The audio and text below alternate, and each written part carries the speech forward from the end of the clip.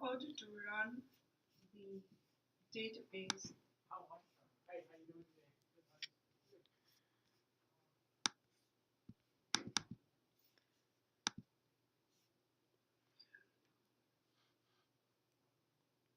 this recording is for the second lab in the Big Data Information Management course. We are going to try and install MongoDB on our machine. As you all know, MongoDB actually comes from the word humongous, and the middle part of the word humongous, Mongo, is actually extracted from there, and thus the name MongoDB came into existence. It is an open source document database, and the reason we are studying this for this course is because it is one of the prime NoSQL databases that are used extensively in the industry for processing a variety of for processing large data.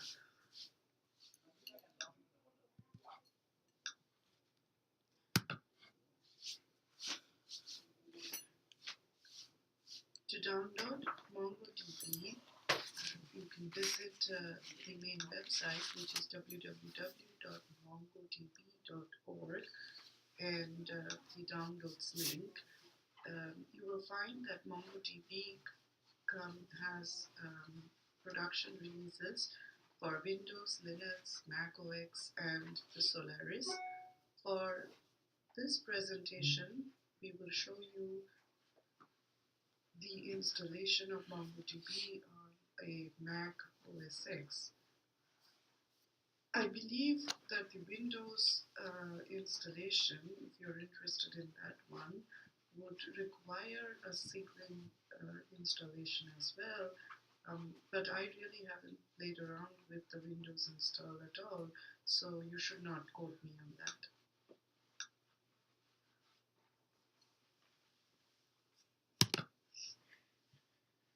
To extract the tar file, you should download you should have downloaded MongoDB-OS X-86-64 2.6.7.tgc, which is a tar.gzip file, and you can use the following command to extract the tar file, which is tar -cxvf file name.tar. Alternatively, you can first unzip the tgz file and then extract the tar. Either way will go fine. Once you have extracted the folder to the location from which MongoDB will run, it's usually recommended to move the root folder to something easier to type in as a name. So in this case, I choose the name of the folder to be MongoDB itself instead of that fancy OS X x86 and the version number. And therefore, I just simply run a move command in OS X, which basically does move MongoDB OS X x86-64 2.6.7 to the folder MongoDB. And that's just a simple step to make the processing of the files and setting up the path, etc., a little bit easier and not having to type that long name of the file. But if you're okay with it, you can just play around with that.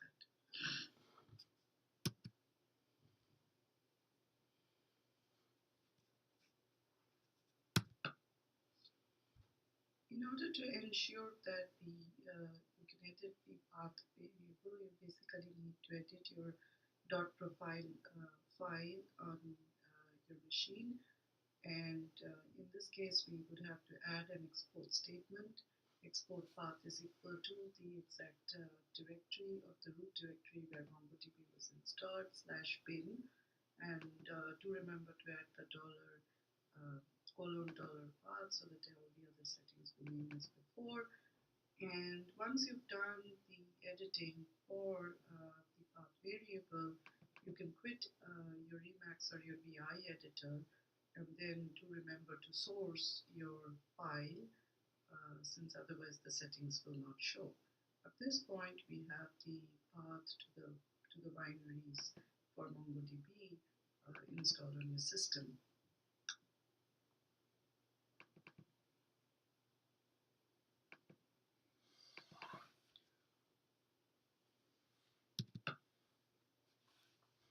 In order to start the MongoDB from the terminal, you need to execute the command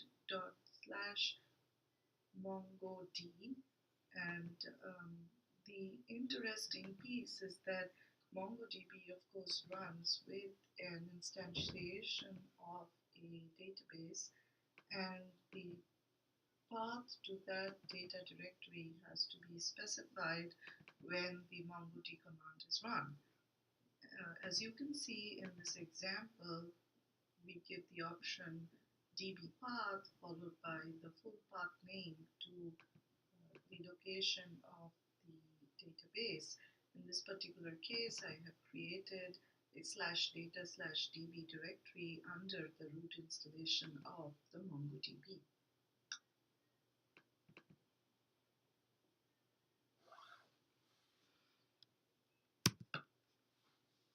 When the MongoDB is running, the server is running, you can open another terminal and at the system prompt type Mongo by using the Mongo command, which also is available as a script in your bin directory.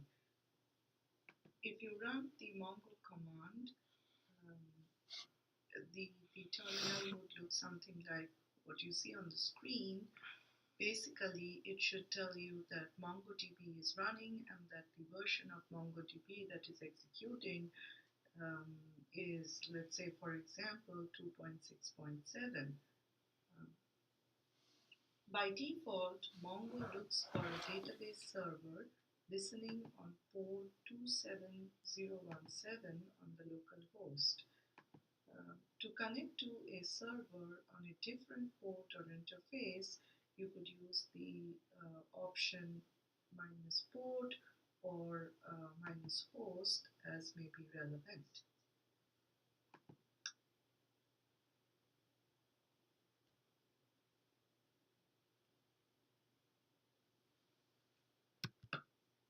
In order to run the database that comes along with the MongoDB distribution,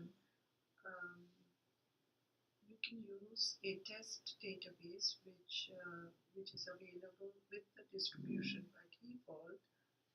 And in order to do that, you can simply type at the command prompt the command db. Also, you can type show dbs to display a list of databases, and you can see in our example that show dbs says that there is an admin, a local, and a my database on the server, and we are going to say that we will use MyDB, which is what is available from the current distribution. I have, at a prior run of this database, inserted 2 documents into MyDB, and so I know that there is already something existing in the database. I'm just going to query that and see whether they exist or not. So if I say show collections in MyDB, it basically shows me the list of the databases, and in this case there is a test data. So db.testdata.find, the command find gives me the location of the 2 records that have been inserted into the database. So what you've learned so far is the fact that you can insert documents into new collections. So show collections shows you the list of collections in your database, and you've also learned that you could insert documents into your collections. In this particular case, the document named J has a name, which in this case is Mongo, and the document K has an attribute X with a value 3. At this point, we will also try doing a few more commands which will insert documents into our data repository. Let us try and insert a new document into our MongoDB collection test data.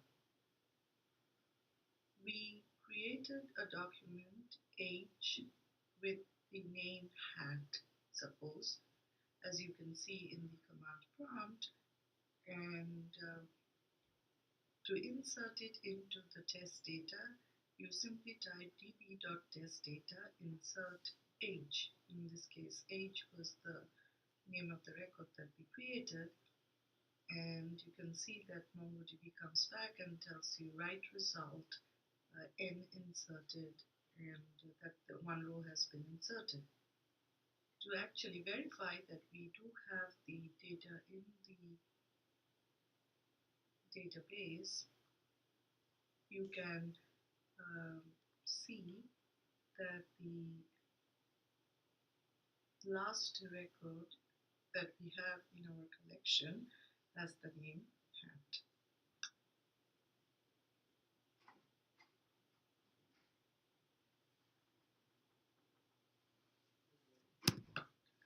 Thank you for watching this video on how to install MongoDB and to get started with creating your own document collection and inserting documents into the database. The next time we will get started with MongoDB code operations and slowly work our way up to building a database, getting records from the database, so all the basic operations in the database, and then, if time permits, try and do some basic analytics on a MongoDB database.